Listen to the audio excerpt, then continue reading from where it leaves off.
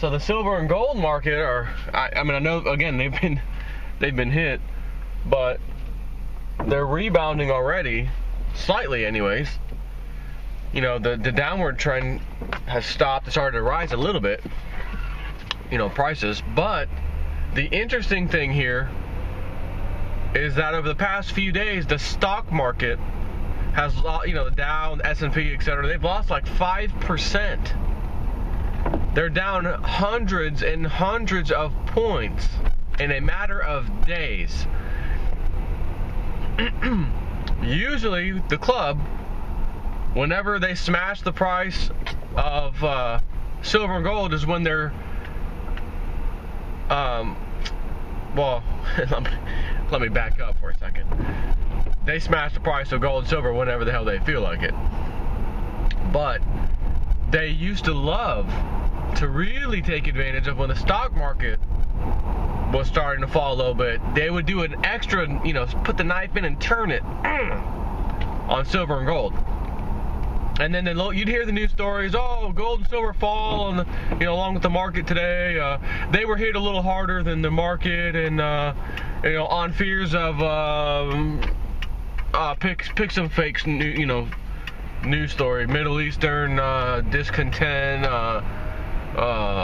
slow oil demand. Again, bad news, stock market rallies. Good news, stock market rallies. So why isn't the market rallying?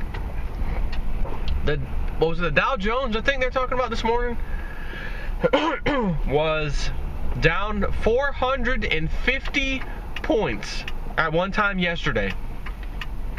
One day. And then it recovered to only be down 176. Recovered.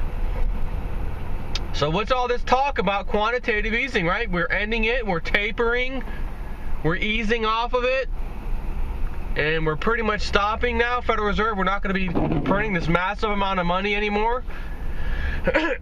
Really? You're not. So who's going to be paying for our debt?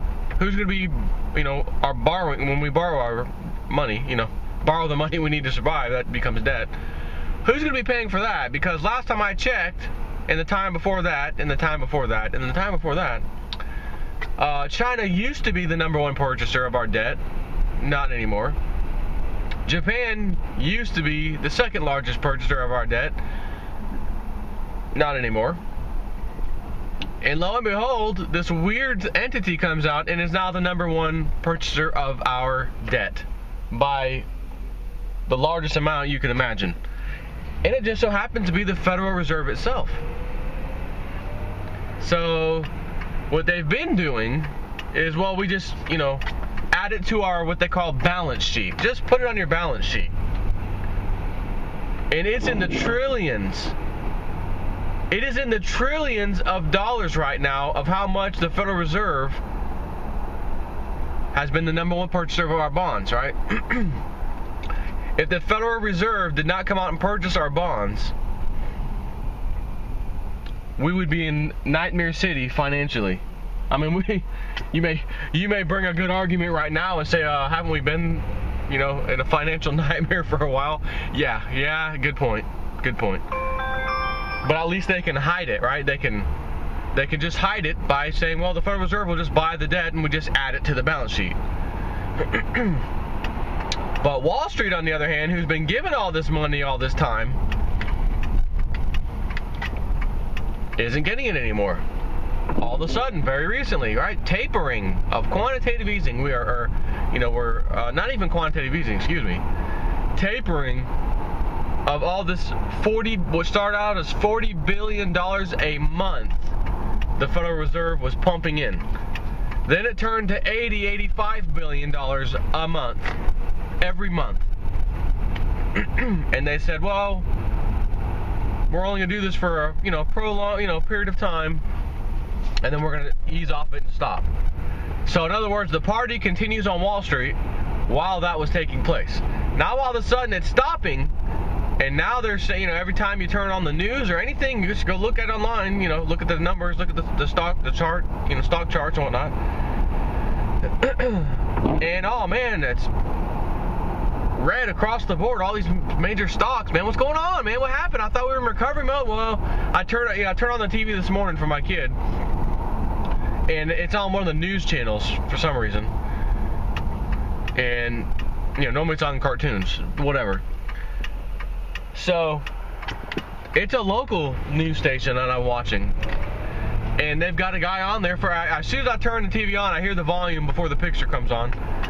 And they're talking about how terrible the stock market was yesterday and how many days have gone by, several days, it's been red, and they've got some guy on there. Oh yeah,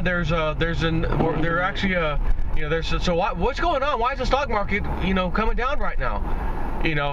As if this moron expert on there knows the answer. Well, there's fears of Europe slipping back into recession. But our economy is resilient. Our economy is very strong. But, if Europe goes into recession, it would affect us, even though our economy is still really strong. I feel like pausing it. Whoa, let me call in. If our economy is so strong, why was the Federal Reserve pumping in $80-something billion month after month after month after month after month? And why are they buying massive amounts of our debt? Because no other country wants to buy it. If our, quote, economy is so strong. And if that's why the markets are crashing all of a sudden, and the lady said, well, what about, what about fears of Ebola and that sort of thing? You said, well, maybe airline stocks. Maybe airline stocks could be affected by something like that. But the overall stock market and the economy being as strong as it is, I don't think it's going to be enough to affect anything. So, fears of Europe, huh? I think, in my opinion here, just like 2008, let's push the market way down and make sure these politicians feel that fear via the people, so that when they pass this legislation that the people are still not going to want, they'll at least pass it in fear that if they don't, the stock market's going to crash. Remember that one congressman came up and said, look, there's been rumors and talk going around in certain circles within Congress that if we don't pass this $850 billion TARP fund, that it's going to, the skies are going to turn black, it's going to rain, and it's going to be dark clouds, and the stock market's going to drop 1,000 points the first day. Listen, we could come together and put some good legislation forward. We don't have to rush this. Don't vote on this. It's not good. And they voted on it anyways. So, what's happening again? Stock market's starting to crumble. Oh my God. What's the real reason? Well, the Federal Reserve quit pumping the money into the bankster party, their club.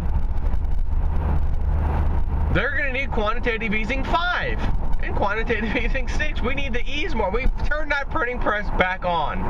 Silly Federal Reserve. What are you thinking? How do we get them to do that? How do we get Congress to okay doing it again without complaining too much? Make the stock market start going down. If it could drop 450 points and then recover most of that and only be down 172 or whatever it was points, then you can have it recover like you always do and just make it go higher and higher and higher. But the bankers, when the quantitative easing stops, the bankster party stops. So they want the party to continue naturally. So we need to push the market down, since the bankers are the one that control the markets, period. All the banks, the big banks do. And since they do, they give Congress a little taste. Hey, this is what's going to happen. The people in your country are going to be upset. When they lose their retirements, they're going to be coming to you guys. They're going to be upset with Congress. You didn't act. You didn't allow quantitative easing to kick in again. You gave the Federal Reserve too much trouble about doing it again. No, let them do it. Because they're going to say, look, it worked this whole time. Look at the market's numbers this whole time. The recovery from 2008, we've broken records now. Of course, if you look over the last, 14 years, and you add just a tiny bit of inflation, The market's gone nowhere. I mean, gold and silver, even at when gold was silver was $3 and $4, 2003, 2004, etc.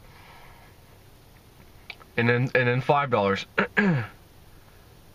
$17 is still a pretty damn good price for something that not that long ago was $4. If you think about it, 4 times 4 is 16. That's a 400% increase, even at today's prices that are making some people sick. Think about that for a second. Let me ask you, did the stock market go up 400% in the same period of time? We already know the answer. No. So, bottom line is, you should be buying right now, as I've said. Why is gold and silver not really being messed with and has actually increased a little bit, while the stock market itself has been taking some pretty big hits? Usually they allow those times to say, oh man, let's do a number on gold and silver. What's going on this time? Maybe they can't, right? For whatever reason, I don't know the ins and outs of how they work and the mechanisms 100%. Maybe they can't push it down any further right now. I don't know. But you should be buying gold and silver. I got an email from JM Bullion. They had silver eagles for like $2 and some change, 2 something, over spot price. If you want silver eagles, go to JM Bullion right now. I mean, like I said, I made a purchase a while back, and I'm getting ready to do another one. But I'm telling myself, man, just wait till tax return just to see. If I miss the boat this time, and I've never missed the boat, I've always been able to buy it at the time I wanted to buy it, pay it off, boom, sit and wait, buy some more, pay it off, wait. So tax return money, there's no pay it off. It's simply, oh, I've got cash, boom, it's done. It's paid for immediately. The question is, are they going to keep the prices down that low till, May, April of next year? Who knows? I'm hoping they do. And to be honest with you, I don't care if it's back up to 20, whatever. If I got some extra cash on the side, I don't just sit on it. I'm going to put it in the silver. It's that simple. So, just thought I'd chat with you about that this morning. Take care.